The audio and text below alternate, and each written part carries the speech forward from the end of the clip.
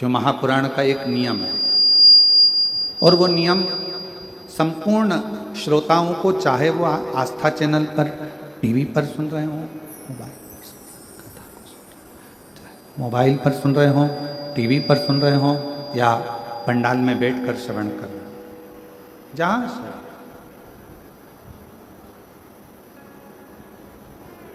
कथा के श्रोताओं का एक नियम होना चाहिए। और वो नियम यहाँ बताया गया है कि कथा को सुनने वाला, कथा को श्रवण करने वाला, कथा को समझने वाला, कथा को श्रवण करने वाला,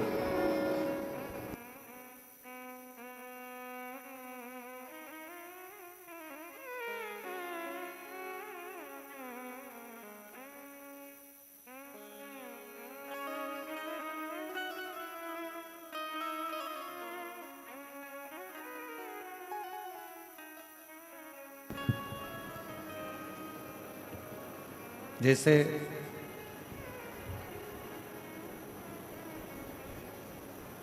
श्रीमद् भागवत का एक नियम होता है, जैसे रामचरितमानस का एक नियम होता है,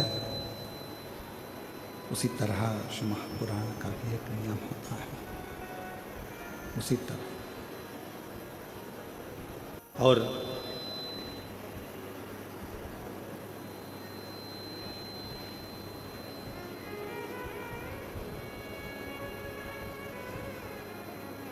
हमारे बीच में माननीय विधानसभा जी अध्यक्ष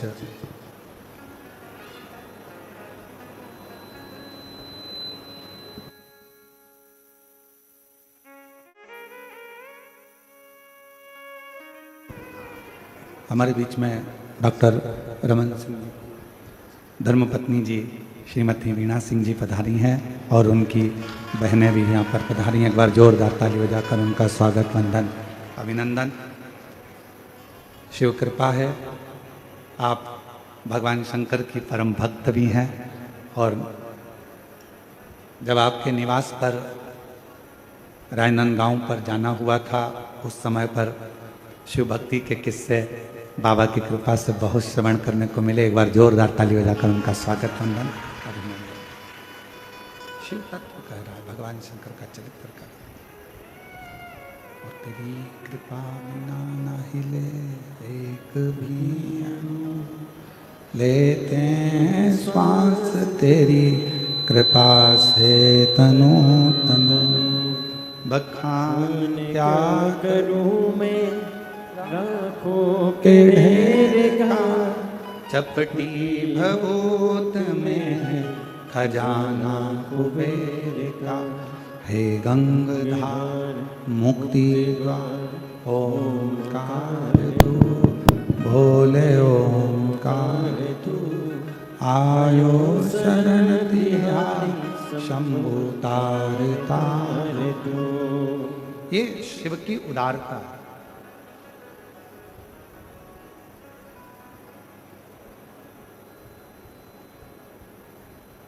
तो स्वयं भगवान शिव कह रहे हैं तुमरुका जी से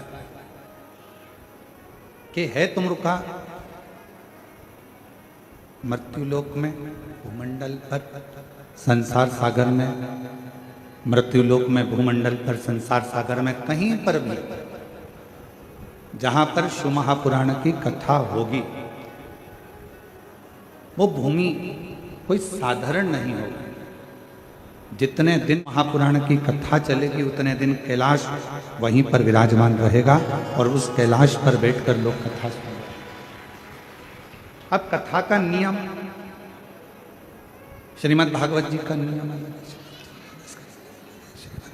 श्रीमद् भागवत जी का नियम अलग है, श्री रामचरितमानस का नियम अलग है, विष्णु पुराण जी का नियम अलग है। सारी पुराणों को सुनने का नियम अलग अलग है। और जितने शिव भक्त शिव महापुराण की कथा में बैठे हैं, जितने शिव भक्त आस्था चैनल पर सुन रहे हैं, फेसबुक यूट्यूब पर श्रवण कर रहे हैं, उनसे निवेदन करेंगे शिव महापुराण की कथा सुनने का भी एक अलग नियम है। शिव महापुराण की कथा सुनने का नियम कौन सा है? तो कहा शिव पुराण का एक सबसे बड़ा नियम है, आप अपने घर से जब शिव महापुराण की कथा को श्रवण करने के लिए जाओ या अपने घर में बैठकर टीवी के सामने या मोबाइल पर भी शिव महापुराण की कथा को श्रवण करो, उस समय पर तुम्हें ये पूर्ण विश्वास होना चाहिए कि कथा मैं नहीं, मेरा महादेव श्रवण कर रहा है और मेरे दुखड़े को हर रहा है।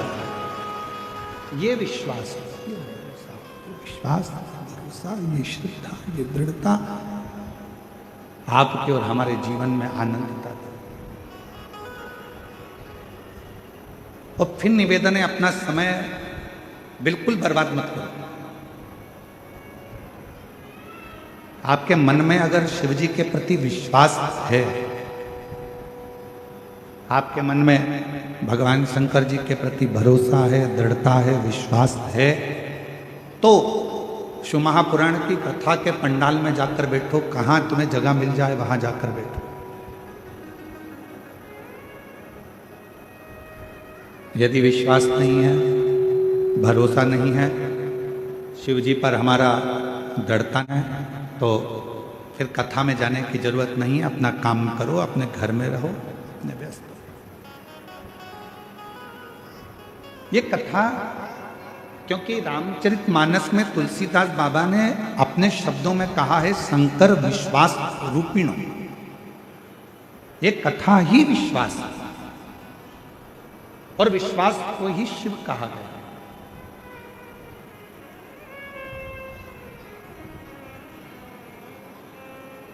मानो तो मैं गंगा मां हूं, ना मानो तो बहता। अगर मानोगे तो मैं गंगा जी हूं, ना मानोगे तो बहता हुआ पानी। यह आपके ऊपर निर्भर करता है कि आप मुझे क्या मान रहे हैं, आप क्या स्वीकार कर रहे हैं, आप मुझ में क्या देख रहे हैं। अगर आपके भीतर विश्वास है कि मैं कथा में जाकर बैठूंगी, कथा श्रवण करूंगी, कथा सुनूंगा और मेरा बाबा मुझ पर करुणा करेगा, मेरा बाबा मुझ पर दया करेगा, मेरा बाबा मुझ पर करुणा करेगा, कृपा करेगा, दया करेगा, तो निश्चित है मेरा शिव आप पर करुणा जरूर करेगा। और 7 दिन की कथा जितने विश्वास के साथ, जितने भरोसे के साथ, जितनी दृढ़ता के साथ आप श्रवण करेंगे, उतना उतना शिव आप पर करुणा करना प्रारंभ कर देगा। दृढ़ता, विश्वास, भरोसा।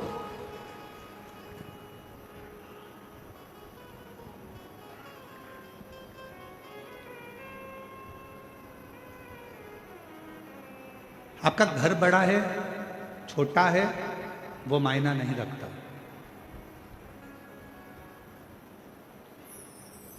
आप बहुत बड़े बंगले में रहते हो, वो मायना नहीं रखता।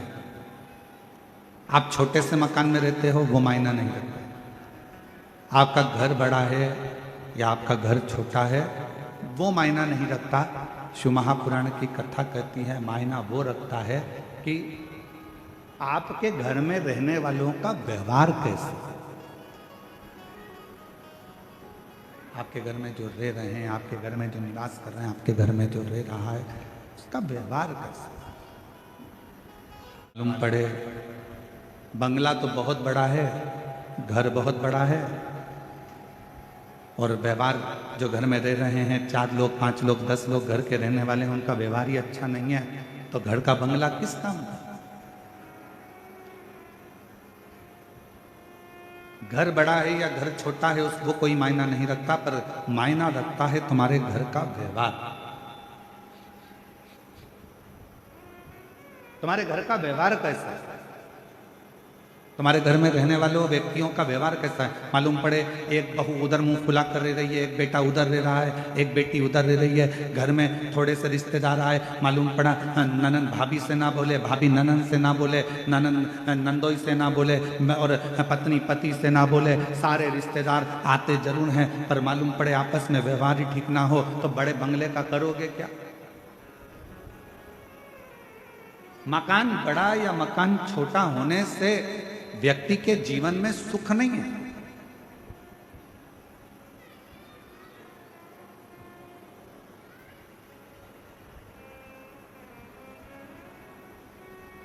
धन का बिस्तर मिल जाए पर नींद को तरसे नैन, और कांटों पर भी सोकर आए किसी के मन को चैन। कोई कारण होगा। मालूम पड़े डनलप का गद्दा लगा है, एसी लगा है, खूब जोरदार मलमल की रजाई भी है, तकिया भी बिल्कुल एकदम कोमल है, और बड़े आराम से कमरा भी बिल्कुल क्लीन साफ एकदम बढ़िया है, और मालूम पड़े धन का बिस्तर मिल जाए पर नींद को तरसे ने। घर बड़ा है, बंगला बड़ा है, गाड़ी बड़ी है, कमरा बड़ा है, पलंग बड़ा है, गादी बड़ी है, तकिया बड़ा है, सारे सुख अपने आप उस कमरे के अंदर। ऐसा कोई सुख नहीं है जो तुम्हारे सोने के कमरे में नहीं है, और फिर भी तुमको रात को सोते समय एक ना एक गोली खाकर सोना पड़ रहा है। कभी घुटना दुख, कभी कमर दुख रही, कभी कंधा दुख रहा, कभी सिर दुख रहा, कभी कोनी दुख रही, कभी पंजा दुख रहा। 24 घंटे में रात्रि के समय पर यदि चैन की नींद नहीं आ रही है तो समझ लेना कि धन तो बढ़ गया पर मन की शांति नहीं बढ़ पाई है। वो मन की शांति को बढ़ाने का एक स्थान ढूंढ,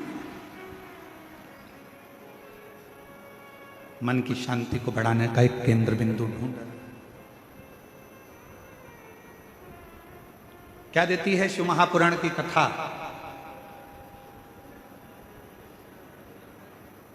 क्या प्रदान करती है शिव महापुराण की कथा? शिव महापुराण की कथा देती है पक्का विश्वास, पक्की दृढ़ता।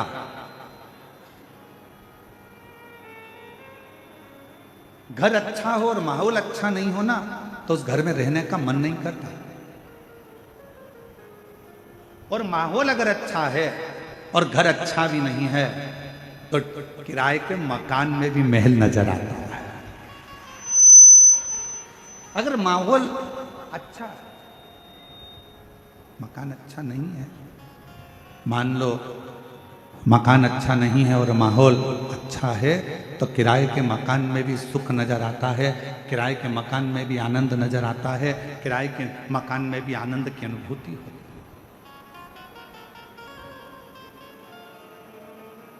किराए का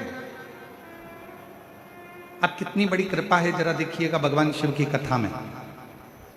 बैकुंठ में भगवान नारायण और लक्ष्मी जी विराजमान, और बैकुंठ में भगवान विष्णु और लक्ष्मी जी विराजमान है, और दोनों का झगड़ा होता है, और भगवान नारायण और लक्ष्मी का झगड़ा होता है, और लक्ष्मी जी भगवान नारायण को श्राप दे देती है, हे नारायण तुम मुझे देखकर घोड़े जैसे हंसे हो, मैं तुम्हें श्राप देती हूं कि तुम्हारा सिर कटे और तुम्हें घोड़े का सिर लगे। अब देखिए जरा, श्राप किया गया। अब ब्रह्मा जी और ब्रह्माणी जी ब्रह्मलोक में निवास करते हैं, और दोनों जनी वहां रहकर बड़ा आनंद का जीवन जी रहे होते हैं, और इतने में यज्ञ होता है, अनुष्ठान होता है, और उस अनुष्ठान में माता ब्रह्मणी के आने में देरी हो जाती है। माता सावित्री उस यज्ञ के अंतर्गत विराजमान हो जाती हैं, और माता ब्रह्मणी उनको श्राप दे देती हैं, ब्रह्मा जी तुम्हारी अर्धांगिनी होने के बाद भी तुमने यज्ञ में मेरी प्रतीक्षा नहीं करी, मैं तुम्हें श्राप देती हूं कि मृत्यु लोक में कहीं पर भी तुम्हारे मंदिर नहीं होंगे, मृत्यु लोक में कहीं पर तुम्हारा पूजन ना होगा, केवल एक पुष्कर की भूमि ऐसी होगी जहां पर तुम्हारा पूजन होगा, जहां पर तुम्हारा मंदिर। अब जरा विचार करिए, बैकुंठ लोक है, वहां पर भी भगवान नारायण और लक्ष्मी का थोड़ा सा विवाद हुआ, लक्ष्मी जी ने श्राप दिया। ब्रह्मलोक है, ब्रह्मलोक में भी सारा ठाठ है, और माता ब्रह्मणी ने ब्रह्मा जी को श्राप दिया, पर केवल सारे लोकों में एक लोक मृत्यु लोक ऐसा है जिस मृत्यु लोक के अधिपति भगवान देव अधिदेव महादेव हैं, दोनों आनंद के साथ विराजमान रहते हैं, और भगवान शंकर और पार्वती दुनिया के लोगों को प्रेरणा देते हैं कि सुख बड़े मकान में नहीं, अगर कैलाश की कंदराओं में भी रह रहे हो और माहौल अच्छा है तो सुख उस कंदरा में भी प्राप्त हो, सुख उस कंदरा मिल सकता है, सुख उस कंदरा में भी प्राप्त हो सकता है। बस अच्छा घर अच्छा है और माहौल अच्छा नहीं है तो घर किसी काम का नहीं है, और अगर माहौल अच्छा है तो फिर आप गुफा में भी रह रहे हो, कंदरा में भी रह रहे हो, तो समझ लो कि सुख है।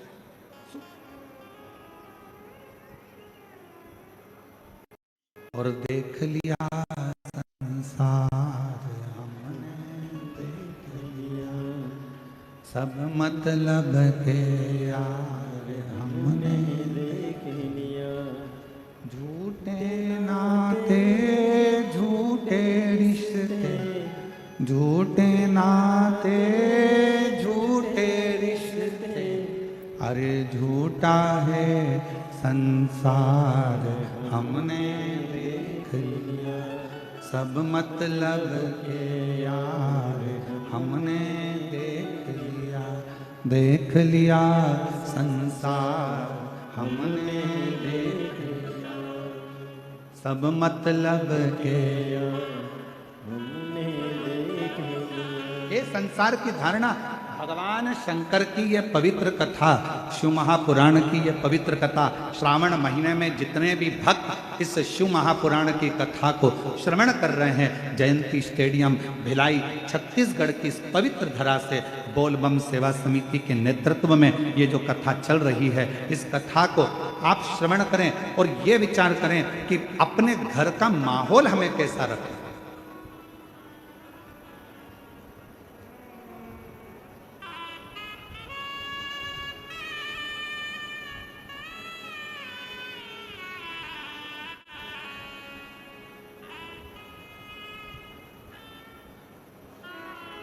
घर को यदि साफ करना जरूरी है तो मन को भी साफ करना जरूरी है।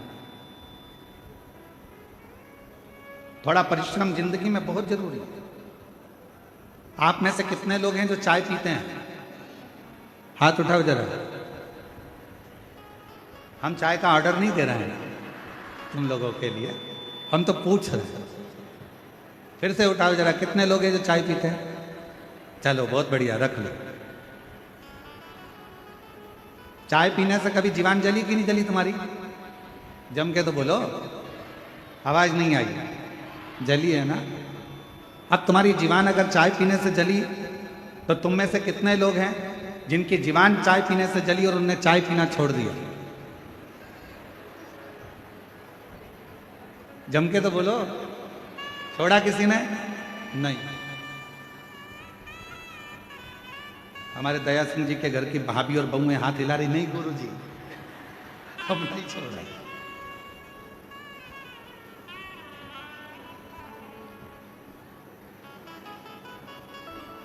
अब जरा विचार करिए, चाय से तुम्हारी जीवान जल गई तो तुमने चाय पीना छोड़ा क्या? नहीं, चाय पीते रहे। जब चाय से जीवान जली तो तुमने चाय पीना नहीं छोड़ा। मान लो एक कंपटीशन एग्जाम दिया, एक परीक्षा दी, या एक परीक्षा देने में आप सफल नहीं हो पाए, असफल हो गए, या आप उस रिजल्ट में निकल नहीं पाए, तो कई लोग कह देते हैं कि अब आज से मैं एक भी एग्जाम नहीं दूंगा।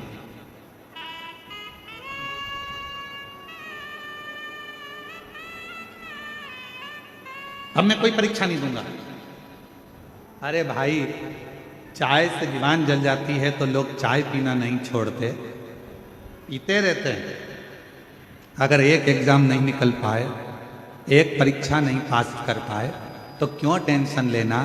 चाय पीना नहीं छोड़ी, उसी तरह एग्जाम देना मत छोड़ो। एक ना एक दिन तुमको उस मंजिल तक वो एग्जाम पहुंचाई।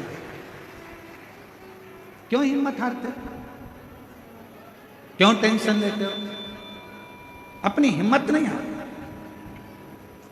और मैंने तेरे ही भरोसे, जिसको आता है वो साथ में गाया करो। मैंने तेरे ही भरोसे हवा बिच उड़ती जवानी, बाबा डोर हटो छठी नामे कटी जवानी, भोले मैं तेरी पतंग, शंभो मैं तेरी पतंग, हवा बिच उड़ती जवानी, बाबा डोर हटो छठी नामे कटी जवानी, भोले मैं तेरी कहता।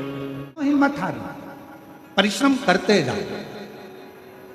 कई लोग कहते हैं गुरुजी हमारे घर का माहौल ठीक नहीं है, अब मैं घर में नहीं रहूंगी, मैं घर छोड़कर चली जाऊंगी। कोई कहता है मैं घर छोड़कर चले जाऊंगा, मैं ऐसा कर लूंगा। शिव महापुराण की कथा कहती है अपने घर का माहौल ठीक करने की जवाबदारी किसी दूसरे ने नहीं ली है। अपने घर के माहौल को ठीक करने की जवाबदारी आपकी अपनी स्वयं। और मेरे शंकर भगवान ने, मेरे ओघड़दानी ने, मेरे शिवजी ने, मेरे शंभू ने पूरी शिव महापुराण की कथा में मार्गदर्शन करते हुए कहा हिम्मत नहीं हारना, विश्वास पक्का रखना, श्रद्धा पूरी रखना और अपने कर्मों को करते जाओ। यदि मार्कंडे बाबा मंत्र का जाप नहीं करते, मार्कंडे बाबा यदि भगवान का भजन ना करते, मार्कंडे बाबा को मालूम पड़ गया था कि मेरी उम्र कम है, मार्कंडे जी को मालूम पड़ गया था कि मेरे प्राण छूट जाएंगे, मार्कंडे जी को मालूम पड़ गया था कि मैं मर जाऊंगा, पर मार्कंडे जी ने अपने पिताजी से जो सुना, मार्कंडू जी से, बस भगवान शिव की भक्ति में लग गए और भगवान शंकर की ऐसी भक्ति मार्कंडे बाबा ने करी, शिव की ऐसी आराधना मार्कंडे बाबा ने करी कि आखिरी में मार्कंडू जी, मार्कंडे बाबा के पिताजी नहीं आए, स्वयं शिव की भक्ति से वो देवाधिदेव महादेव प्रकट होकर उनकी आयु बढ़ाकर चले। स्वयं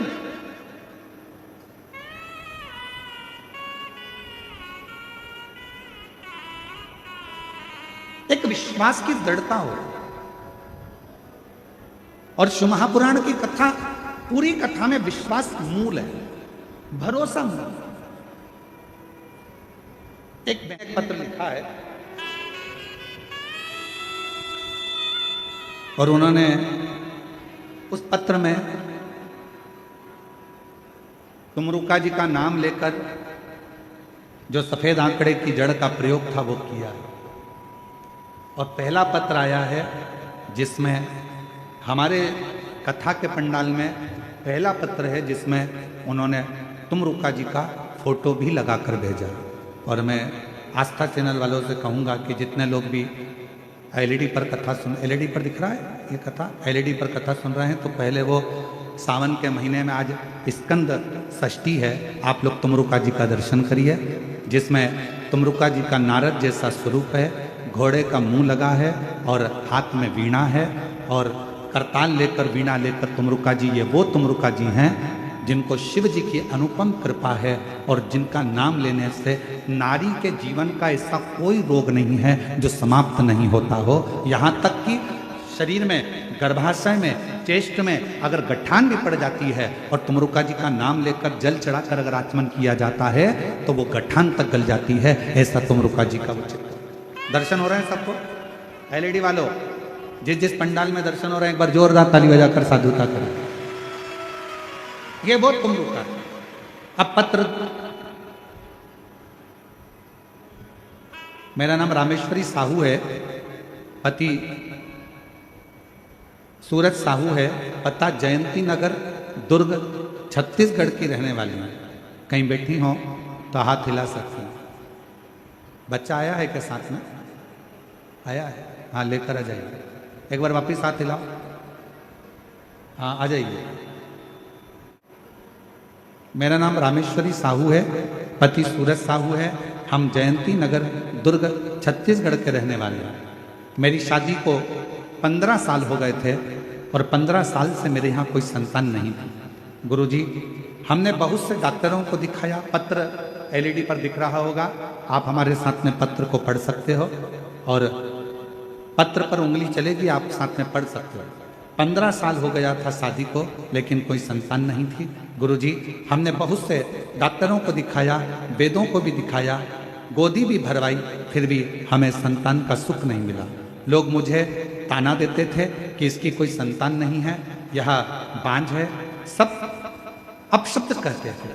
तभी मेरे परिवार में मेरी माँ, पापा और बहन ने कहा, आस्था चैनल पर सीहोर वाले गुरुजी पंडित प्रदीप मिश्रा की कथा आती है, उसे सुन और गुरुजी जो भी उपाय बताएं उसे कर। मैं बहुत परेशान थी गुरुजी, कुछ समय नहीं समझ नहीं आ रहा था। फिर मैंने 2020 से आपकी कथा सुनना प्रारंभ करी और सुनते सुनते विश्वास हो गया कि अब संतान देगा तो मेरा भोलेनाथ ही देगा।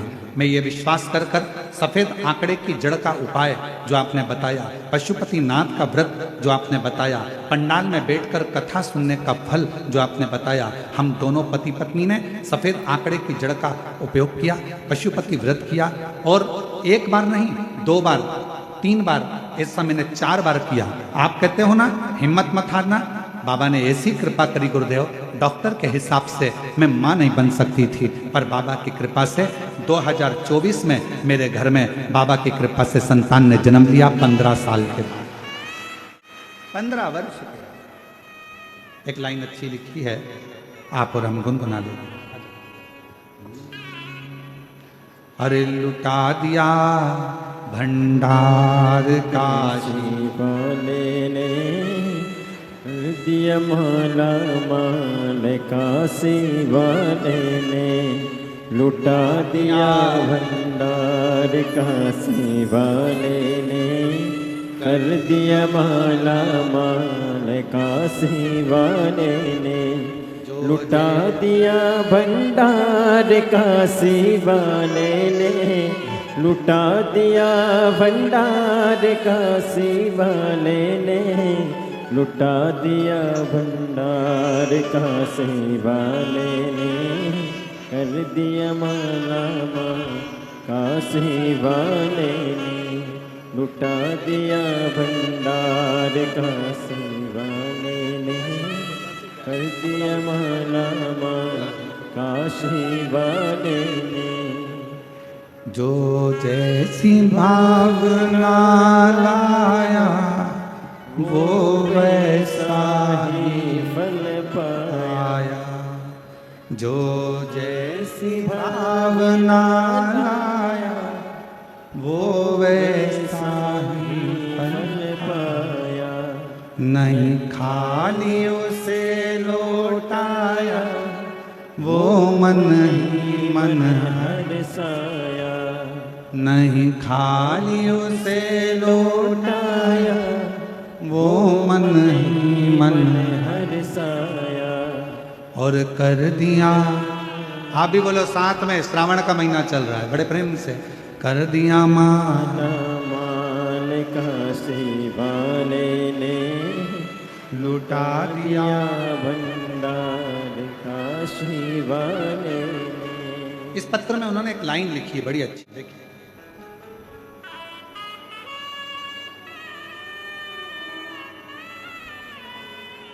यदि दुनिया का कोई व्यक्ति शिव महापुराण पर यदि विश्वास कर लेगा तो गुरुजी मैं छाती ठोक कर कहती हूं कि मेरा कुबेरेश्वर बाबा भंडार भर देगा। ये विश्वास, ये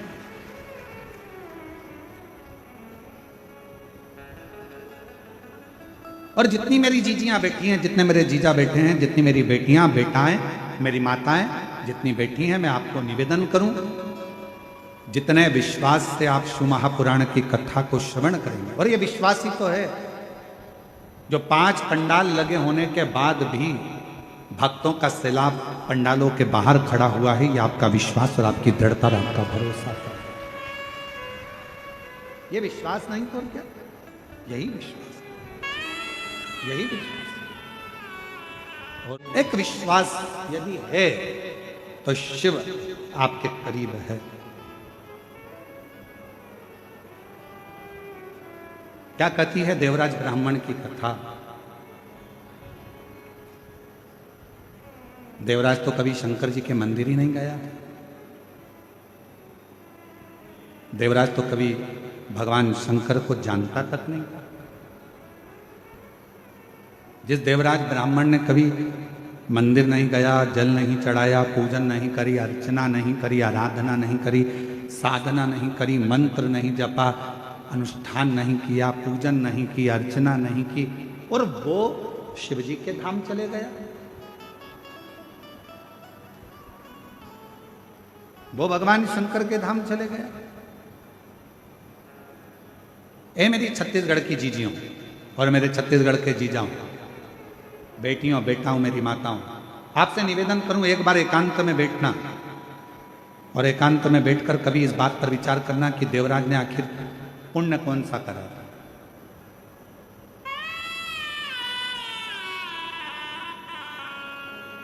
कभी एकांत में बैठकर ये विचार करना कि देवराज ने ऐसा कौन सा पुण्य कर लिया। ना कभी एक लोटा जल चढ़ाया उसने, ना कभी अभिषेक किया, ना कभी पूजन करी, और ना देवराज ने कभी मंत्र का जाप किया, ना अनुष्ठान किया। फिर करा क्या? जो भगवान शंकर देवराज को अपने नंदी पर बिठाकर लेकर कैलाश धाम तक जा रहे हैं, ना पूजन, ना अर्चना, ना अनुष्ठान, ना जप, ना मंत्र, ना साधना, कुछ नहीं करा। देवराज ने केवल एक काम करा, 5 मिनट शिव महापुराण की कथा में बैठकर कथा को सुन लिया और उसे परम धाम मिल गया। परम धाम। ना जल चढ़ाया, ना अनुष्ठान किया, ना तप करा, ना साधना करी, ना व्रत करा। एक काम करा उसने, दिल से चोरी का धन था, शरीर तप रहा था, बुखार आ रहा था, और एक मंदिर में जाकर बैठ गया और कानों में शिव महापुराण की कथा चल। एक पत्र आया है, देखिए। मेरा नाम योगिता शर्मा है, मैं राजिम की निवासी हूं, जिला गरियाबाद से आई हूं। कहीं बैठी हो तो हाथ हिला सकती हैं, अगर कहीं बैठी हो तो हाथ हिला सकती हैं। मेरा नाम योगिता शर्मा है, मैं राजिम की निवासी हूँ, जिला गरियाबाद से आई हूँ। और अगर कहीं बैठी हो तो हाथ हिला दें, और अगर बैठी हो आप ही हैं ऐसा हाथ हिला दें। वापिस हिलाओ। आइए, एक बेलपत्र लेकर जाइए, आ जाइए। गुरुजी, मैं पशुपतिनाथ के व्रत की महिमा, एक लोटा जल व मंदिर की साफ सफाई का कितना बखान करूं उतना कम है। पत्र को आप लोग एलईडी पर पढ़ सकते हैं। मैं पशुपतिनाथ जी, मेरा बेटा निकाल नहीं पाया। दूसरी बार फिर से उसने यूपीएससी की परीक्षा दी, इंटरव्यू दिया, सिलेक्शन नहीं हुआ। एक बार फिर शॉर्ट लिस्ट में उसका नाम आया। हमें लगा कुछ महीने में उसका सर्विस ऑर्डर आ जाएगा, पर कुछ नहीं हुआ।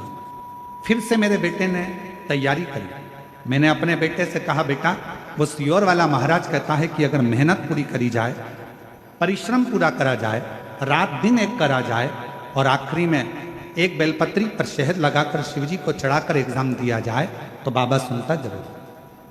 मेरा बेटा बोला, माँ एक बार अपन रुद्राक्ष महोत्सव में सीहोर चलते हैं। मेरा बेटा मुझे 2022 में सीहोर ले गया। मेरे बेटे ने कंकर शंकर की पूजा करी। गुरुजी, 29 अप्रैल 2022 को राजिम से रतलाम की 7वें दिन की कथा सुनने हम पंडाल में चले गए, क्योंकि हमने सुना है कि पंडाल में बैठकर जो मांगा जाता है वो बाबा। गुरुदेव, हम पंडाल में रतलाम मध्य प्रदेश पहुंच गए, वहां कथा सुनी और बाबा की ऐसी कृपा हुई। गुरुदेव, पंडाल की कथा 7 दिन की पूरी कर कर निकले और बाबा की कृपा से उसका यूपीएससी का एक रिजल्ट आना रह गया था, जो रुक गया था, उसका रिजल्ट आ गया। और आज मेरा बेटा सेंट्रल गवर्नमेंट सर्विस का ऑर्डर आ गया और मेरा बेटा आज सेंट्रल गवर्नमेंट की सर्विस कर रहा है। गुरुदेव,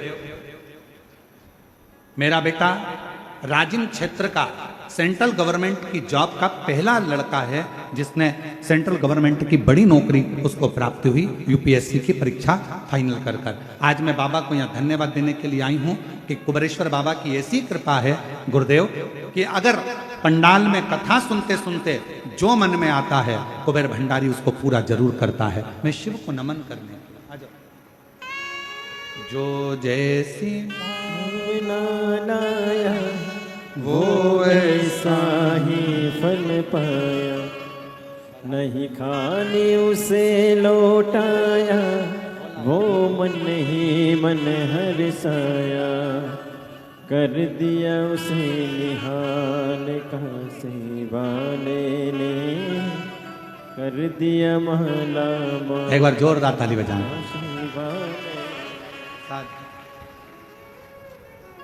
और तेरी कृपा का अब किस पर हो जाए, जरा से हम पर कर दो, जरा से हम पर कर दो। उसकी कृपा है इसलिए, उसकी करुणा है इसलिए, कितना विश्वास लेकर आप कथा सुन रहे हैं, ये आपके ऊपर निर्भर करता है। कितनी दृढ़ता धारण कर कर आप कथा सुन रहे हैं, ये आपके ऊपर निर्भर करता है।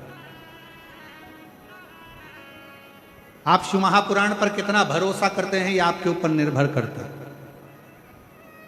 सीहोर वाले महाराज जी तो 7 दिन कथा सुनाएंगे, चले जाएंगे। दयाल सिंह जी इस कथा का आयोजन कराए हैं, बोलबम समिति इसका आयोजन कराई है, समिति आयोजन कराकर अपना आनंद पाती है, जनमानस को श्रवण कराती है कथा। अब यह आपके ऊपर निर्भर करता है कि आप अपने घर से जब चले हो, घर के लोगों ने पूछा कहाँ जा रही हो, आपने कहा शिव महापुराण की कथा भिलाई में हो रही है, हम बाहर नहीं जा सकते, हम बहुत दूर नहीं जा सकते, अपने भिलाई में हो रही है, जयंती स्टेडियम में हो रही है। लोग कहेंगे पानी गिर रहा है, कीचड़ हो रहा है, कहाँ बैठोगी? मेरा छाता है ना, मेरा छाता है ना, मेरी पन्नी है पॉलीथीन, बैठूंगी, कथा सुनूंगी, दिल से सुनूंगी। पंडाल में जगह नहीं मिलेगा, बाहर बैठकर सुनूंगी, पर कथा को श्रवण कर कर अपनी नगरी में, अपने छत्तीसगढ़ में, अपनी भिलाई में, अपने जयंती स्टेडियम में हो रहा है। दुनिया के लोग बाहर बाहर सुनने जाते हैं, कम से कम मेरे लिए मेरा बाबा यहां तक आया है, मुझे जाना है, कथा श्रवण करना, मुझे कथा। विश्वास कितना, भरोसा कितना, दृढ़ता कितनी, कितने विश्वास के साथ आप कथा को श्रवण करते हो, यह आपके ऊपर निर्भर करता है।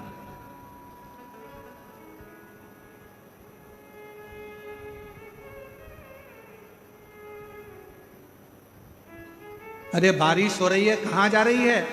बारिश का काम है बरसना, और हमारा काम है कथा को श्रवण करना, ये हमारा कार्य, हम सुन।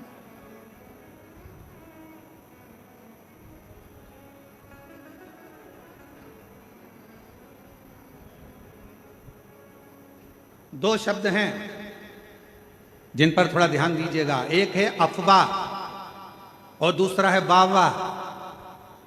बोलो जरा कौन कौन से शब्द हैं? आवाज नहीं आई, जरा दमदारी से बोलो। अफवाह और वाह, ये दो शब्द हैं, दो शब्द। एक शब्द है अफवाह, गलत बोल देना, गलत सुना देना, किसी के लिए गलत बता देना, उड़ा देना। अरे इतना भीड़ हो रहा है, इतना भीड़ हो रहा है, ऐसा हो रहा है, वो हमारे पास में रहती है, वो ऐसा है, वो हमारे पास में रहता है, वो ऐसा है, वो ऐसा है, उसका लड़का ऐसा, उसकी लड़की ऐसी, उसका परिवार ऐसा, उसका कुटुंब ऐसा। अफवाह उड़ाने में कलयुग में सब माहिर हैं, अफवाह उड़ाने में कलयुग में सब माहिर हैं, इसलिए थोड़ा सावधानी रखना।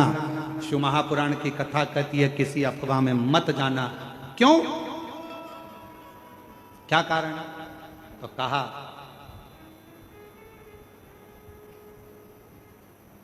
अफवाह और वाह वाह, ये दो शब्द व्यक्ति को बर्बाद कर देते।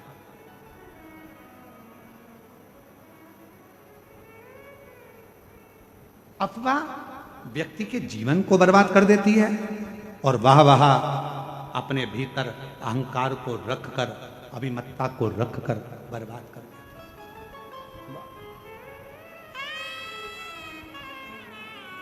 इसलिए थोड़ा सावधान। एक कितना सुंदर प्रसंग है, एक गांव में एक बुजुर्ग व्यक्ति रहता था, बड़ा बड़ा प्रतिष्ठित था, बड़ा प्रतिष्ठित।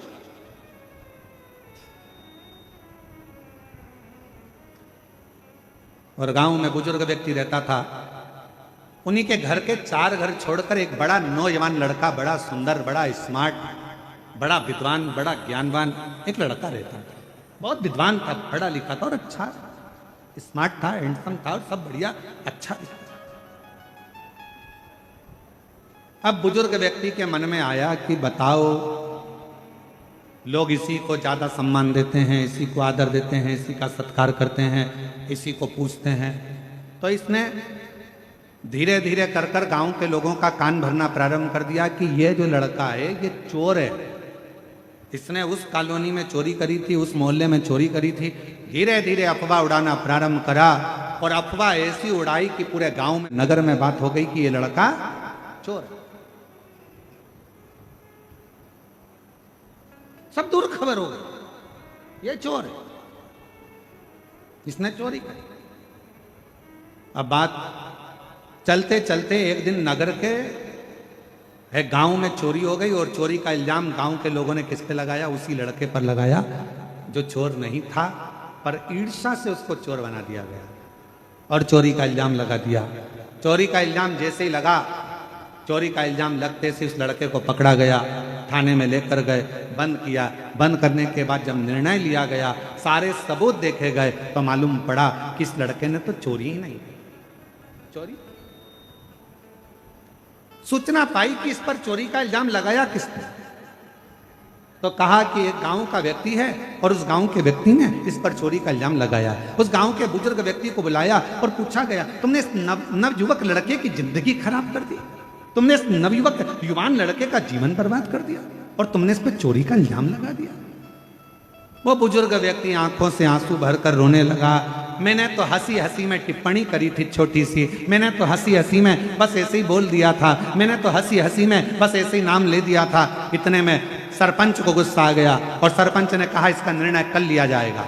एक काम करना, तुमने हंसी हंसी में जो काम किया है, जो तुमने बोला है, इस लड़के के लिए,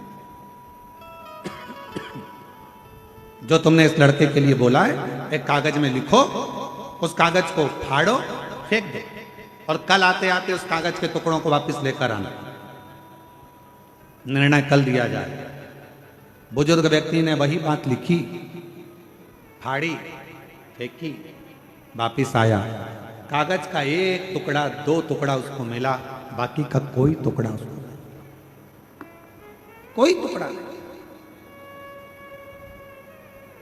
सरपंच ने कहा बाकी के कागज कहाँ हैं? तो कहा वो तो हवा में उड़ गए, मैं सब लेकर नहीं आ पाया।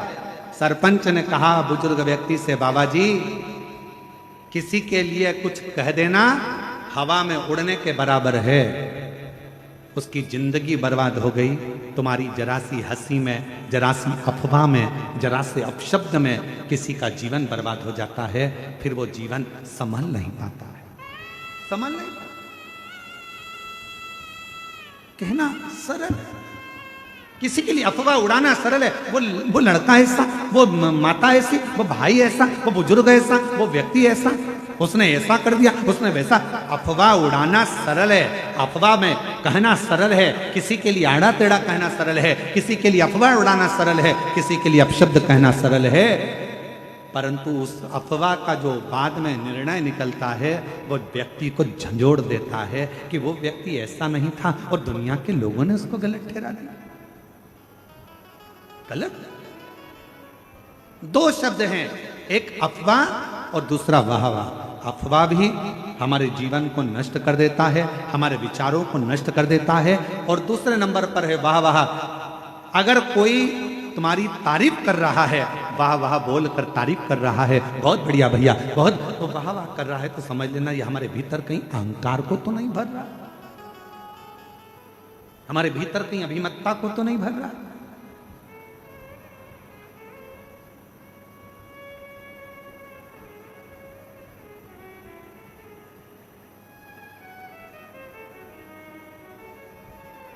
थोड़ा बचिए, थोड़ा अफवाह से भी बचना, थोड़ा वाहवाह से भी बचना, दोनों से।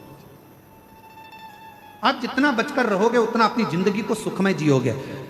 देवराज नामक का ब्राह्मण, वो देवराज नाम के ब्राह्मण के भीतर उसने ना कभी दान करा, ना कभी पुण्य करा, ना सत्कर्म करा, ना कभी मंत्र जाप करा, ना कभी स्मरण करा, ना कभी अभिषेक करा, ना कभी पूजन करी, ना कभी आराधना करी। बस उसने एक काम करा, मरने से पहले उस देवराज नाम के ब्राह्मण चोरी का धन लेकर गया था, शंकर के शिवालय में पहुंच गया और शिवालय में जाकर उसने 5 मिनट, 1 मिनट, 1.5 मिनट की शिव महापुराण की कथा को श्रवण कर सुन।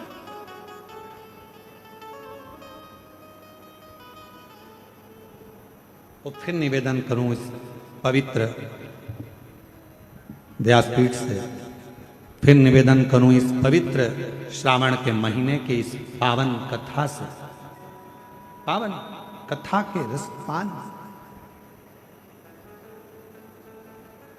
आपने सावन के महीने में यदि अभिषेक नहीं करा है, सावन के महीने में यदि पूजन नहीं करी है, सावन के महीने में अगर शिव जी के मंदिर नहीं गए हो, सावन के महीने में अगर शंकर भगवान का मंत्र जाप नहीं करा है, सावन के महीने में अगर नाम जाप नहीं करा है, तो श्रावण के महीने में अगर बन सके तो शिव महापुराण की कथा 2 मिनट 5 मिनट की अवश्य पंडाल में जाकर श्रवण करो, तुम्हें उसका फल अवश्य प्राप्त।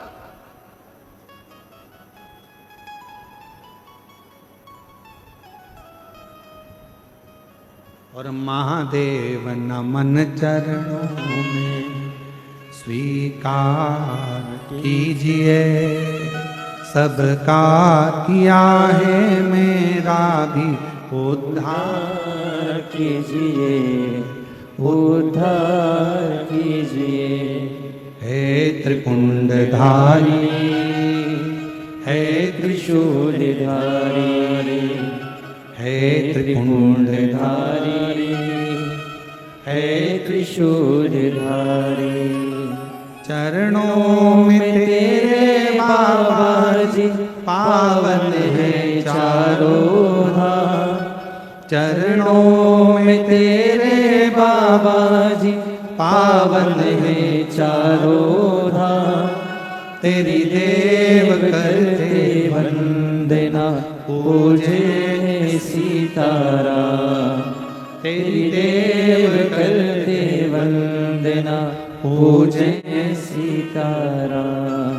हो जाए पूरी कामना, हो जाए पूरी कामना, उपकार कीजिए, सबका किया है मेरा भी उद्धार कीजिए, उद्धार कीजिए। हे त्रिपुंडधारी, हे त्रिशूलधारी, हे त्रिपुंडधारी, हे त्रिशूलधारी, हे त्रिपुंडधारी, हे त्रिशूलधारी। महाराज, दुनिया में ऐसा कोई अक्षर नहीं जिसमें छुपा हुआ कोई मंत्र नहीं। संपूर्ण ब्रह्मांड में, दुनिया में ऐसा कोई अक्षर नहीं जिसमें छुपा हुआ मंत्र नहीं, और दुनिया में कोई ऐसा वृक्ष नहीं, पौधा नहीं जिसमें औषधि का गुण नहीं। दुनिया में ऐसा कोई पौधा, ऐसा कोई वृक्ष नहीं है जिसमें औषधि का गुण नहीं है, और दुनिया में कोई ऐसा मनुष्य नहीं जिसके अंदर कोई ना कोई गुण नहीं। परमात्मा सबको गुणवान बनाकर पैदा करता है। हर वृक्ष में, हर पौधे में औषधि होती है, हर शब्द में, हर अक्षर में मंत्र होता है।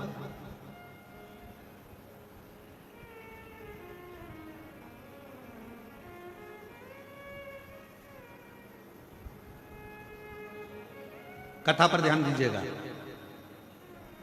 चंचुला देवी पति बिंदु के लिए शिव महापुराण की कथा सुन रही। दिवस निकलते गए और दिवस निकलते निकलते चंचुला देवी के मन में एक प्रश्न खड़ा हुआ।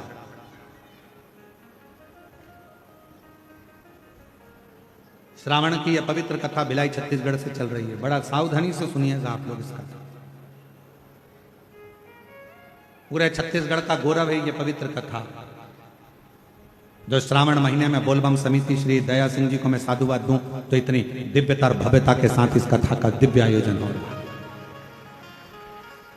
और आपके विश्वास को मैं नमन करता हूं। दया सिंह जी कह रहे थे, गुरुजी हमने ऐसे शिव भक्त नहीं देखे। कथा होना थी 30 तारीख से और शंकर जी के ये सारे भक्त 21 तारीख से आना चालू हो गए थे और 21 तारीख से बैठना चालू हो गया। हमने पूछा दया सिंह जी से कि इतने लोगों का जो आ रहे थे 21 तारीख से, इनको तो 30 तारीख की कथा थी तो 29 को पहुंचना था, 28 को पहुंच जाते, पर 21 तारीख से 10-12 दिन पहले, 7 दिन 8 दिन पहले यहाँ पहुंचना कैसे व्यवस्था हो जजमान की? तो कहा गुरुजी 21 तारीख से शिव भक्त यहाँ पहुंचना चालू हो गए और हम जब भी आते तो ये प्रयास करते कोई भूखा तो नहीं है, कोई रह तो नहीं गया। और मैं दया सिंह जी आपको इसके लिए साधुवाद देता हूँ, आपकी पूरी बोलबम समिति को साधुवाद देता हूँ कि सबके चेहरे पर रौनक। हम जितने हमको आशीष जी जो जो दिखा रहे थे, बता रहे थे, उसमें हम देख रहे थे कई बुजुर्ग माताएं, कई बूढ़ी माँ 21 तारीख से 22 तारीख से यहाँ पर आई। और पूछा गया उनसे, यूट्यूबरों ने पूछा कि आप यहाँ 22 तारीख को आ गई हो, 21 तारीख को आ गई हो, आपको यहाँ कैसा लग रहा है? तो कहा अच्छा। तो कहा भोजन? तो कहा भोलेनाथ जी है। फिर इतनी देर में कहा कि वो दया सिंह जी आते, पूछते और प्रसाद का एक डब्बा देकर चले जाते भोजन का। तो ये विश्वास, ये भरोसा, ये दृढ़,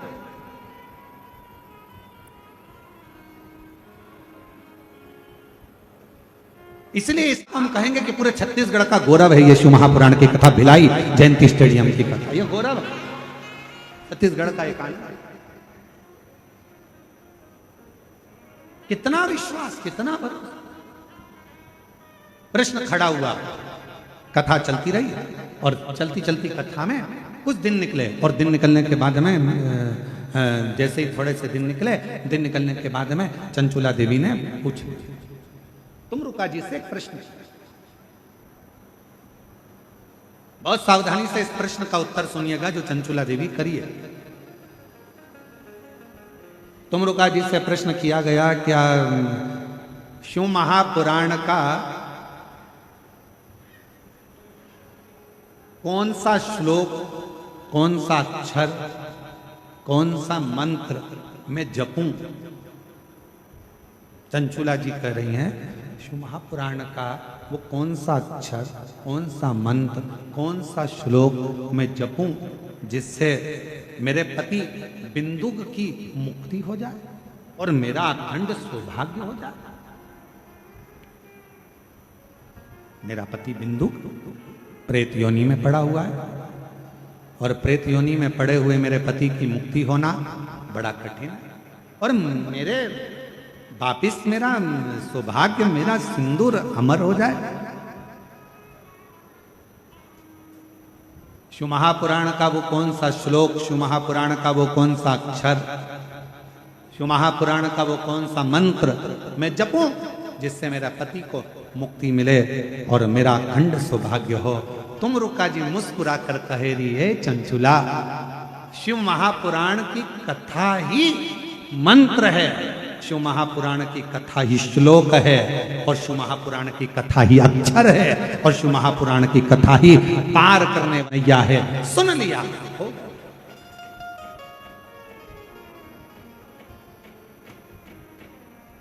कुछ जपे ना जपे, कुछ बोले ना बोले, कोई मंत्र का जप किया ना किया, कोई अक्षर को जपा ना जपा, किसी मंत्र को जपा ना जपा, किसी अक्षर का नाद किया ना किया। आज के जमाने में लोगों के अंदर बहुत बड़ा भ्रम पड़ा हुआ है। हाँ, हम ओम नमः शिवाय बोले, नमः शिवाय बोले, हम ये बोले कि हम वो बोले, हम ये शब्द बोले कि हम वो शब्द बोले, हम ओम नमः भगवते वासुदेवाय बोले कि हम राम बोले, कि हम कृष्ण बोले, कि हम शंकर बोले, कि हम शिव बोले, कि हम भोलेनाथ बोले, कि हम शंभुनाथ बोले। आज के जमाने में दुनिया के लोगों ने भगवान शंकर को ऐसा बांट दिया, कोई कहता है शिव अलग है, कोई कहता है शंकर अलग है, कोई कहता है शंभु अलग है, कोई कहता है महादेव अलग है, कोई कहता है ये अलग है। शिव महापुराण की कथा कहती है हमें ज्यादा आडंबर में नहीं पढ़ना, हमें ज्यादा दिखावे में नहीं पढ़ना। हम तो एक बात जानते हैं कि हमारे घर के नजदीक में जो शंकर जी का शिवलिंग है वही हमारा शंकर है, वही हमारा पिता है और वही हमारा सुनने वाला है। एक लोटा जल चढ़ाएंगे, हमारा बाबा सुन लेगा। और कोई तुमसे कहे ये मंत्र मत बोलो, वो मंत्र मत बोलो, ये ओम नमः शिवाय में ओम मत लगाओ, तो नमः शिवाय में ये मत लगाओ, तो श्री शिवाय नमस्तुभ्यम, तो ओम नमः भगवत, तुम कोई चक्कर में मत पड़ो। तुम्हारा दिल करे तो राम बोलो, तुम्हारा दिल करे तो कृष्ण बोलो, और तुम्हारा दिल करे तो शिव बोलो, और तुम्हारा दिल करे तो नमः शिवाय बोलो, तुम्हारा दिल करे तो ओम नमः शिवाय बोलो, और तुम्हारा दिल करे तो श्री शिवाय नमस्तुभ्यम बोलो, और तुम्हारा दिल करे तो ओम नमो भगवते वासुदेवाय बोलो। तुम्हारा दिल करना चाहिए, क्योंकि दिल तुम्हारा है, मन तुम्हारा है और महादेव तुम्हारा है। दिखावे से वो प्रसन्न नहीं, आडंबर से नहीं प्रसन्न।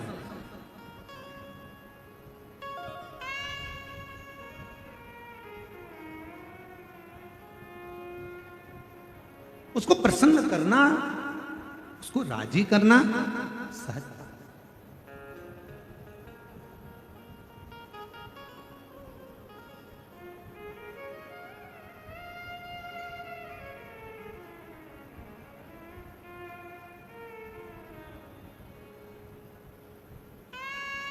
बस उस चित्त वृत्ति में, मन में थोड़ा सा भाव प्रकट करिए।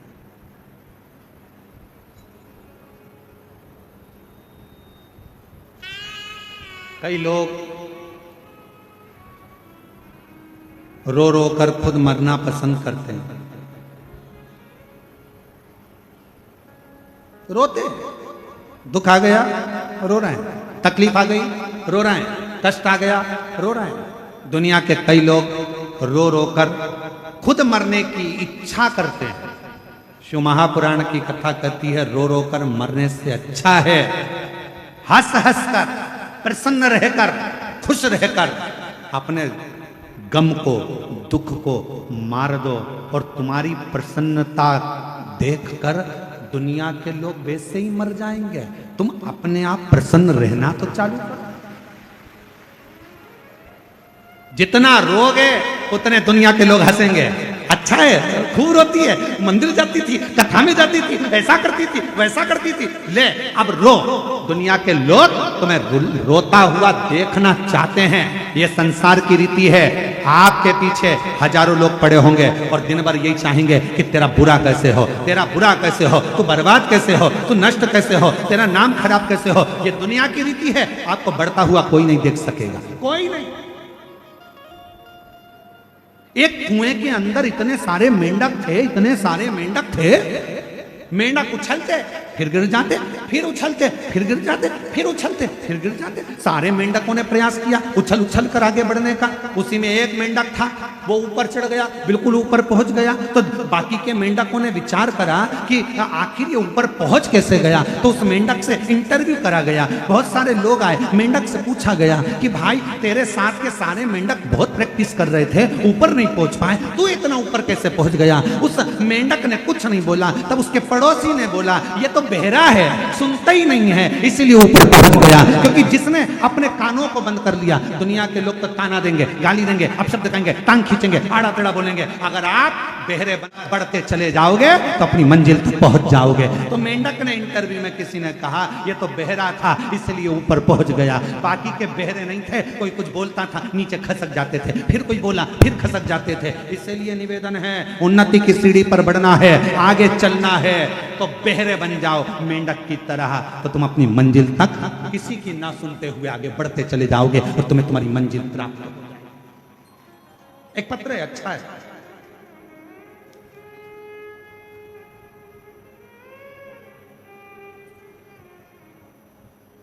मेरा नाम कविता टेमरे है। मेरे पति का नाम श्री दास टेमरे है। मैं तहसील मुकाम तुमसर, पोस्ट मेरेवानी, जिला भंडारा, राज्य महाराष्ट्र से आई हूँ। कहीं बैठी हो तो हाथ हिला सकती हैं। महाराष्ट्र के भंडारा से आई हुई हैं, तुमसर से। गुरुजी एक लोटे जल का मैं क्या वर्णन करूं। मैं नागपुर की कथा में गई थी और बाबा से मैंने केवल एक ही वर मांगा था कि मेरे बेटे की सरकारी नौकरी लग जाए। मेरा बेटा कहीं बैठी हो तो बेलपत्र लेने के लिए आ सकते हैं। अगर कहीं बैठी हैं हाथ हिला दो, आप ही हैं, आ जाओ, एक बेलपत्र लेने के लिए आ जाओ। मेरा बेटा सरकारी नौकरी की तैयारी कर रहा था, क्लियर नहीं हो पा रहा था, उसको मिलिट्री में जाना था। मैंने अपने बेटे से कहा तू क्यों चिंता करता है। सियोर वाला महाराज कहता है कि पंडाल में बैठकर अगर कोई ने कथा श्रवण करी है, पशुपतिनाथ का व्रत किया है और शिवजी से जो मांगा है वो मिले। मेरा बेटा और मैं नागपुर में जब कथा हुई तो हम सुनने के लिए गए। पंडाल में बैठकर हमने कथा श्रवण करी, जो बन सका वैसी सेवा करी, पशुपतिनाथ का व्रत किया और बाबा की ऐसी कृपा हुई गुरुदेव कि मेरा बेटा केवल 19 साल का हुआ और उसका सिलेक्शन आर्मी इंडियन में हो गया। इंडियन आर्मी के अंतर्गत उसका सिलेक्शन हुआ और बाबा की कृपा से मेरा बेटा पंजाब फिरोजपुर में ड्यूटी दे रहा है, जिसका मैं फोटो लगा रही हूँ। वो नहीं आ पाया पर मैं यहाँ आकर बाबा को प्रणाम करने के लिए आई। फोटो लगा है, आप लोग एलईडी पर देख सकते हैं। मेरा बेटा फिरोजपुर में पंजाब में ड्यूटी दे रहा है। शिव कृपा किसको कहते हैं, शंकर किसको कहते हैं, उसकी उदारता किसको कहते हैं। मत सुन। आग लगे बस्ती में,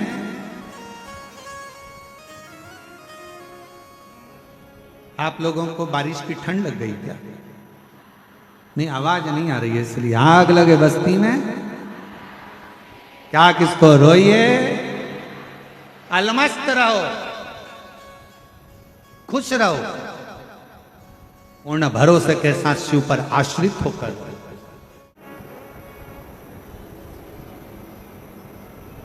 रो रो कर खुद को मार लेने से अच्छा है मुस्कुराकर, हंसकर, अविरल भक्ति को धारण कर कर खुद के गम को, खुद के दुख को समाप्त कर।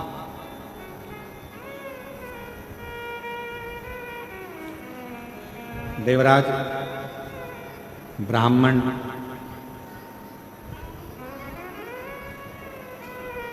कुछ नहीं करा उसने,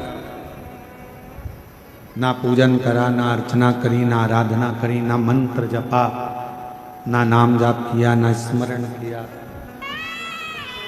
केवल एक काम किया और वह है शिव महापुराण की कथा श्रवण की।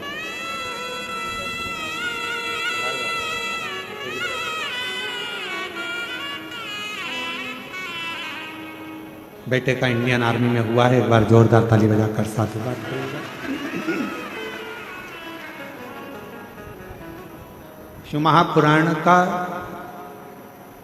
कोई पूछे कि इसमें मुख्य श्लोक कौन सा है, कोई तुमसे पूछे कि शिव महापुराण का मुख्य मंत्र कौन सा है, कोई तुमसे पूछे शिव महापुराण का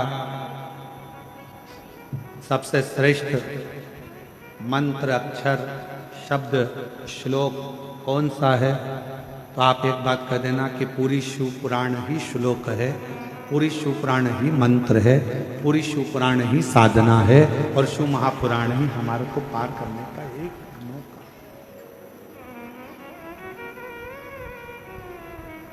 बस उसको सुनने वाला चाहिए, उसको श्रवण करने वाला चाहिए।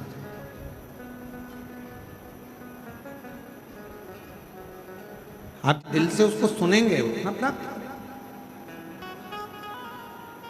देवराज नहीं जानता था, ना मंत्र जानता, ना साधना जानता, ना उपास जानता, ना व्रत जानता, कुछ नहीं जानता। वो तो केवल इतना जानता, चोरी करना, चोरी का धन लेकर मंदिर में पहुंच गया, चोरी का धन लेकर बैठ गया, कथा श्रवण करी, 2 क्षण की चल दिया। शरीर में ताप था, बेलपत्र के वृक्ष के नीचे उसके प्राण छूट गए और भगवान देवाधिदेव महादेव को उसको लेने आना पड़ा। और ये बात हमने पहले भी कथा में कही है, देव और महादेवों में एक बहुत बड़ा अंतर है।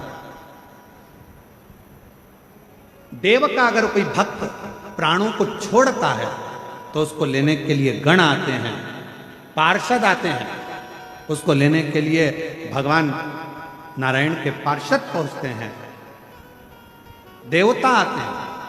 पर महादेव के भक्त को लेने के लिए कोई गण नहीं आता, महादेव के भक्त को लेने के लिए कोई पार्षद नहीं आता। महादेव के भक्त को लेने के लिए तो स्वयं देवाधिदेव महादेव नंदी लेता, नंदी लेते। चांदी के सिंहासन पर देवता बैठते हैं, सोने के सिंहासन पर देवता बैठते हैं, हीरे के सिंहासन पर देवता बैठते हैं, पन्ने के सिंहासन पर देवता बैठते हैं, सुंदर सुंदर सिंहासन पर देवता बैठते हैं। पर मेरा महादेव ना चांदी के सिंहासन पर बैठते हैं, ना सोने के सिंहासन पर बैठते हैं। मेरे महादेव तो पृथ्वी पर रहते हैं, इसलिए पत्थर की शिला पर बैठते हैं, और वो पत्थर की शिला भी जीव का कल्याण करने वाली है, वो जीव का कल्याण करने।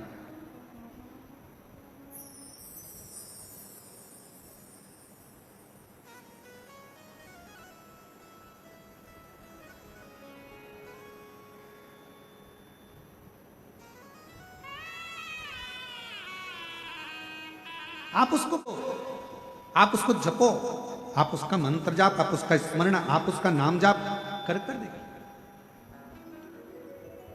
एक कितना सुंदर एक प्रसंग आता है। एक बार माँ जगतजननी जगदम्बा अम्बा पार्वती जी काशी में बैठी हुई थी, और माँ जगतजननी काशी में वहीं मौन होकर बैठी हुई, स्तुप्त होकर बैठी। बाबा उनको ढूंढे और भगवान शंकर कैलाश पे से ढूंढते ढूंढते ढूंढते ढूंढते माता पार्वती को ढूंढते ढूंढते पहुंच गए। सोमेश्वर गए, नागेश्वर गए, अवंतिकापुरी गए, सब दूर ढूंढा माँ पार्वती जी को, और पार्वती मैया वहां नहीं मिली। तब ढूंढते ढूंढते फिर भगवान शिव सीधे काशी में पहुंच गए।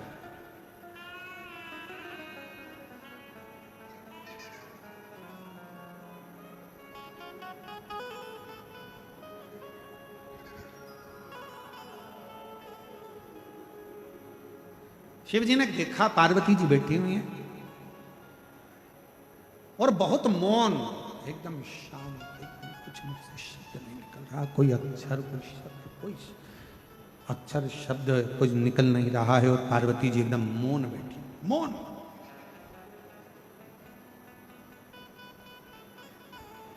और दुनिया के सारे प्रश्न का एक उत्तर है। कोई आपसे प्रश्न करे, कोई आपसे ज्यादा क्वेश्चन करे, तो उसका एक उत्तर आपको बता दे रहे हैं कि जिंदगी का सबसे बड़ा उत्तर एक ही है। आप कोई भी आपसे कोई ज्यादा प्रश्न करे, फालतू की बात करे, फालतू के प्रश्न करे, फालतू के क्वेश्चन करे, तो दुनिया का सबसे बड़ा उत्तर एक ही है, आपका मौन रहना, शांत रहना और चुप रहना। ये दुनिया का सबसे बड़ा उत्तर है।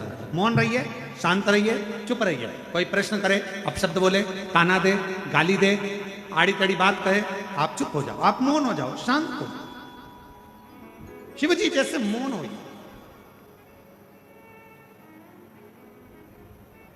एक बहन जी ने एक पत्र लिखा है,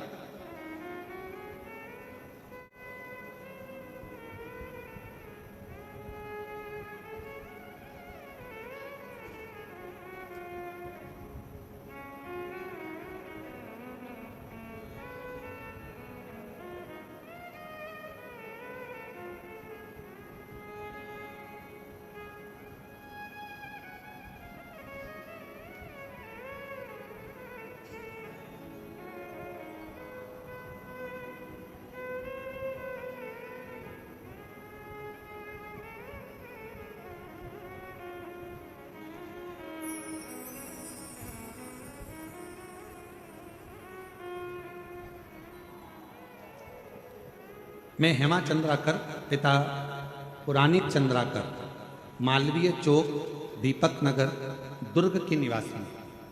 कहीं बैठी हो तो हाथ हिला सकते हैं। आप ही हैं? एक बार वापस हाथ हिलाओ, आ जाइए। मैं हेमा चंद्राकर, पिता पुराणिक चंद्राकर, मालवीय चौक, दीपक नगर, दुर्ग की निवासी।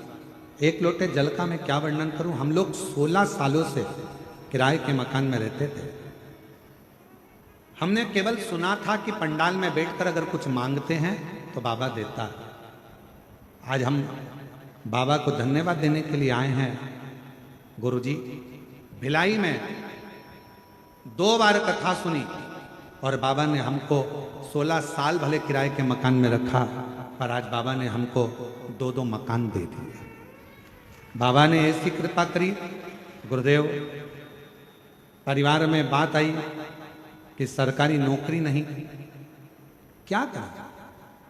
तो मन में आया कि एक बार सुना है कि कुबेरेश्वर धाम जाकर अगर कुछ मांगा जाता है, कंकर शंकर पूजन करी जाती है, तो हम लोग सीहोर के कुबेर भंडारी के दर्शन करने गए और दोनों बार रुद्राक्ष प्राप्त किया। गुरुदेव, मेरी पढ़ाई पूरे होने के बाद भी मेरी जब सरकारी नौकरी ना लगी, तब मैंने बाबा से विनती करी। फिर यहीं भिलाई में शिव महापुराण की कथा श्रवण करी और बाबा से अपने लिए सरकारी मांगी। पशुपतिनाथ का व्रत किया।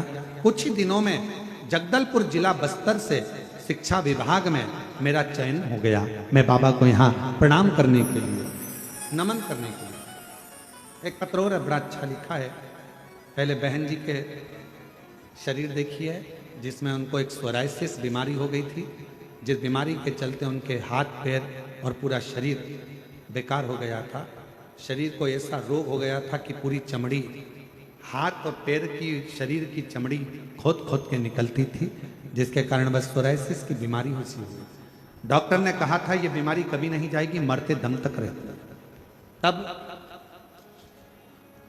मेरा नाम त्रिवेणी सोनी है, मेरी उम्र 50 वर्ष है। कहीं बैठी हो त्रिवेणी जी सोनी, हाथ हिला सकती हैं और एक बेलपत्र लेने के लिए आ सकते हैं। अगर कहीं बैठी हो तो हाथ हिला सकती हैं। मेरा नाम त्रिवेणी सोनी है, मेरी उम्र 50 वर्ष है, मैं भिलाई छत्तीसगढ़ की रहने वाली हूँ। गुरुजी, मेरे भोले बाबा की महिमा का मैं क्या गुणगान करूं? बाबा पे चढ़ाए हुए बेलपत्र, सीहोर से लाए हुए रुद्राक्ष की महिमा का बखान क्या करूं? एक बीमारी है जिसका नाम है सोरायसिस।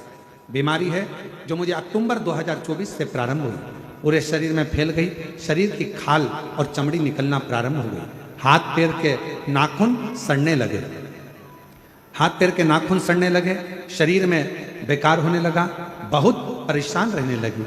गुरुदेव, ऐसा कोई हॉस्पिटल नहीं जिस डॉक्टर को जाकर नहीं दिखाया।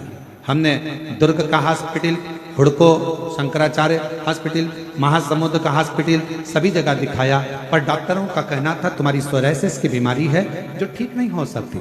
आयुर्वेदिक भी इलाज करवाया, फिर भी ठीक नहीं हो पा रही। अब करें तो करें क्या? तब मेरे बच्चों के बारे में सोचती तो बड़ा दुख होता कि क्या होगा। पाँव हाथ के नखून गलना प्रारंभ हो गए, सड़ने लगे, शरीर की खालें बेकार होने लगी। अब करूं तो करूं क्या? तब किसी एक पड़ोस की बहन जी ने कहा, सियोर वाला महाराज कथा कहता है, टीवी चालू करा करो, 1 बजे सुना करो। 1 बजे टीवी चालू करी, अंदर से टूट गई थी, पर आपकी कथा सुनकर हिम्मत आ गई कि मैं ठीक हूं।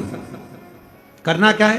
बाबा को प्रदोष के दिन दीपक लगाना है। मैंने प्रदोष काल में दिया लगाना प्रारंभ करा, कुंदकेश्वर के नाम से जो दवाई डॉक्टर देते उसको खाना प्रारंभ करा, बेलपत्री उठा कर लाती, बाबा की वो खा लेती, शिवजी पे चढ़ा हुआ जल पी लेती।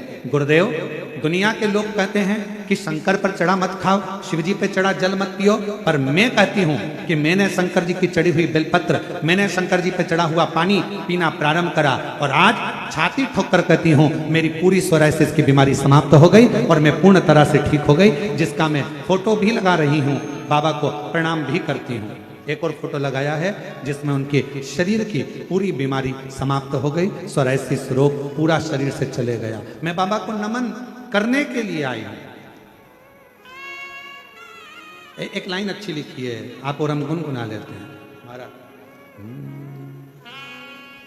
तेरी कृपा का क्या है भरोसा, कब किस पर हो जाए, जरा सी हम पर कर दो, जरा सी हम पर कर दो, जिस पर भी हो गई तेरी कृपा करुणा वो भव पार हुआ, भव पार हुआ।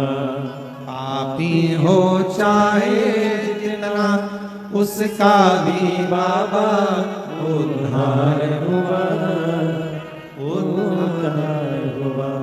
गिद्ध अजामिल गणिका जैसे तेरे मन को भाए, जरा से हम पर कर दो, जरा से हम पर कर दो। तेरी कृपा का क्या है भरोसा, कब किस पर हो जाए, जरा से हम पर कर दो, जरा से हम पर कर दो। आप शिवजी पे चढ़ा जल पी रहे हो, आप शंकर जी पे चढ़ी हुई बेलपत्र खा रहे हो, शिवजी से कह कर लो बाबा हमको औषधि दीजिए, बाबा शरीर में रोग हो गया है, बाबा हमारे रोग को मिटा दीजिए, बाबा शुगर हो गई, थायराइड हो गया, बीपी हो गया, कहीं कुछ हो गया, आप अच्छा कर दीजिए। आपकी औषधि के रूप में हमको बेलपत्र और जल, बेलपत्र जल दीजिए।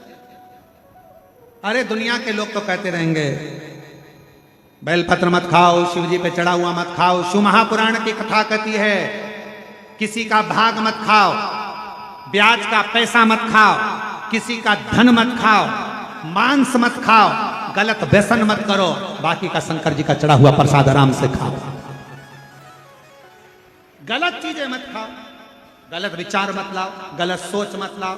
तुम गलत तो नहीं खा रहे हो ना, मांसाहार तो नहीं कर रहे हो ना, गलत व्यसन तो नहीं कर रहे हो ना, तुम तो शिवजी को प्रसाद के रूप में बाबा आप औषधि दीजिए, मेरा रोग सही कर दीजिए, आप करुणा कर दीजिए। वो मांग कर मांग।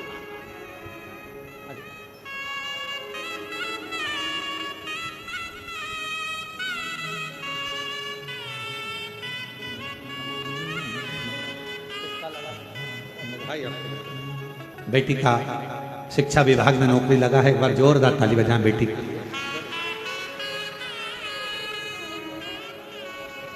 शिव है, शंकर शंकर है, ओघड़दानी ओघड़दानी। गलत चीजें मत खाओ। शिव जी से अगर जल भी लाओ तो कह दो हमें औषधि दीजिए, बेलपत्र दो, औषधि दीजिए। हे शिव, आप महामृत्युंजय हो, मृत्यु को जीतने वाले हो, मृत्यु पर विजय प्राप्त करने वाले हो। आप दीजिए, अमृत दीजिए, अमृत। आवाज से दिल से मांगो, दिल से प्रार्थना करो, दिल से निवेदन करो, दिल से विनय करो, दिल से विनती करो, दिल से निवेदन करोगे तो उसका फल आपको मिलेगा। क्यों नहीं?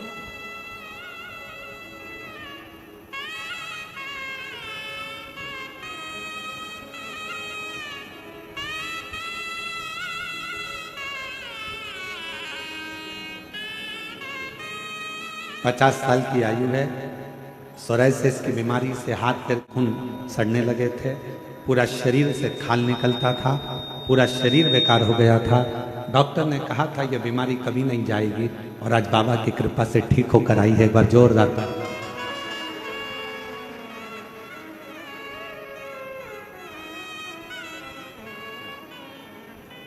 आप विश्वास,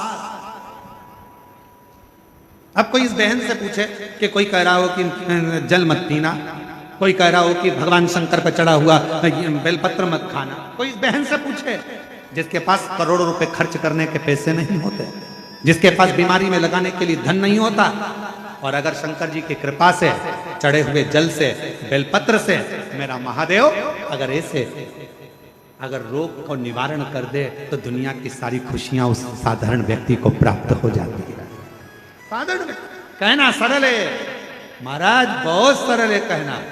और हमारा तो निवेदन है, जो कहते हैं ना किसी ऊपर चढ़ा हुआ बेलपत्र मत खाओ, जल मत खाओ, उनसे निवेदन है अगर तुम्हारी तबीयत खराब हो, बोलने वालों अगर तुम्हारा स्वास्थ्य खराब हो तो एक बार शिव जी पे चढ़ा हुआ जल अपनी पत्नी और अपने परिवार वालों से कहकर मंगवा कर पी कर देखना, तुम भी ठीक हो जाओगे, तुम भी स्वस्थ हो गए। क्योंकि मेरे महाबा को, मेरे महाकाल को, मेरे शंभु को, मेरे त्रिकालदर्शी कैलाशी विनाशी शिव को महामृत्युंजय कहा जाता है, जो मृत्यु पर विजय प्राप्त करता है, जिसके शरीर पर चढ़े हुए मसान की राख भी करोड़ों की धन बन जाती है। चपटी भभूत में है खजाना कुबेर का, जिसपे चढ़ी हुई भस्म भी रतन और आभूषण बन जाती है, जिसके गले में पड़ा हुआ सर्प भी सोने के आभूषण से भारी हो जाता है, जिसके मस्तक पर चढ़ी हुई गंगा भी जनमानस का कल्याण कर जाती है, वो शिव कोई साधारण नहीं हो सकता। और जो कहते हैं शिव पे चढ़ा मत पियो, तो उनसे कहना कि मरते समय गंगा जल भी मत पीना, क्योंकि वो भी तो शंकर की जटा से निकल के आ रहा है, चढ़ा हुआ है। शिव जी पे से तो चढ़ा है गंगा का जल, वो भी तो शंकर की जटा से निकला है।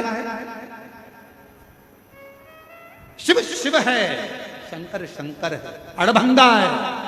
तुम्हारा दिल करे तुम उस मंत्र को जपो, तुम्हारा दिल करे वैसे शिव को रिझाओ, तुम्हारा दिल करे वैसे शंकर को मनाओ। भोले बाबा आडंबर से नहीं, दिखावे से नहीं, तुम्हारे दिखावे और आडंबर से मेरा शिव कभी राजी नहीं होता। मेरा शंकर तो तुम्हारे हृदय की अलमस्तता से, आनंदता से राजी होता है। और ये भिलाई वालों का देखो प्रेम, ये भिलाई वालों का प्रेमी तो है, ये भिलाई वालों का स्नेही तो है, ये भिलाई में रहने वाले सभी शिव भक्तों का एक आत्मीय प्रेम ही तो है, जो शिव महापुराण की कथा को सावन के महीने में ये स्कंद षष्ठी के दिन प्रारंभ हो रही है, स्कंद षष्ठी के दिन, और हृदय से आप श्रवण कर रहे हैं।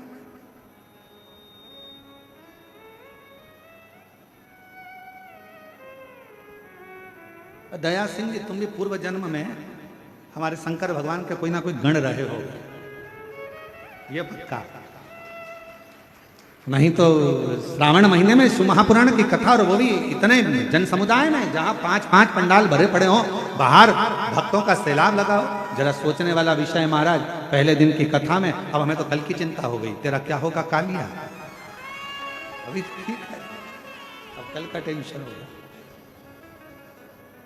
और लुटा दिया भंडार काशी वाले, कर दिया माला माल काशी वाले, जो जैसी भावना लाया वो ऐसा ही फल पाया। भावना से, जिस आनंद के साथ श्रवण करे। देवराज नाम के ब्राह्मण मुक्ति को पा गया केवल कथा को श्रवण कर। बिंदु प्रेत योनि में पड़ा था, चंचुला देवी ने केवल कथा सुनी, ना कोई मंत्र जपा, ना कोई साधना करी, ना कोई उपास किया, ना कोई व्रत करा, केवल शिव महापुराण की कथा को श्रवण करा और चंचुला देवी का पति बिंदु मोक्ष को पा जाता। भगवान देवाधिदेव महादेव ईश्वर जी गोरा जी बनकर पधार रहे हैं। जोरदार ताली बजाकर ईश्वर गोरा जी का स्वागत करिए। मेरे शिव ओघड़दानी भगवान शंकर की अविरल कथा का आनंद ईश्वर गोरा के रूप में मेरे देवाधिदेव महादेव आते हैं शिव महापुराण की कथा को श्रवण करने के लिए। सुंदर 1 बजे से 4 बजे तक ये पवित्र कथा चल रही है। भाव से आप और हम श्रवण कर रहे हैं। ये कथा 5 अगस्त तक चलेगी। 6 अगस्त को सीहोर में प्रदोष के दिन बाबा की कावड़ सुबह 9 बजे माँ सीवन के तट से भराएगी। सुबह आप और हम पैदल चलकर कुबेरेश्वर बाबा को कावड़ चढ़ाएंगे 6 अगस्त को। 13 अगस्त से 17 अगस्त तक 5 दिवसीय शिव महापुराण की कथा हैदराबाद में होगी और हैदराबाद में भूतड़ा परिवार इस पवित्र कथा का आयोजक यजमान परिवार रहेगा। तो हैदराबाद तेलंगाना में ये पवित्र कथा 5 दिवसीय शिव महापुराण की कथा 13 अगस्त से 17 अगस्त तक तेलंगाना हैदराबाद में पवित्र कथा का लाभ दोपहर में 1 बजे से 4 बजे तक आप और हम श्रवण करेंगे, अपने जीवन को धन्य बनाएंगे। हर हर महादेव।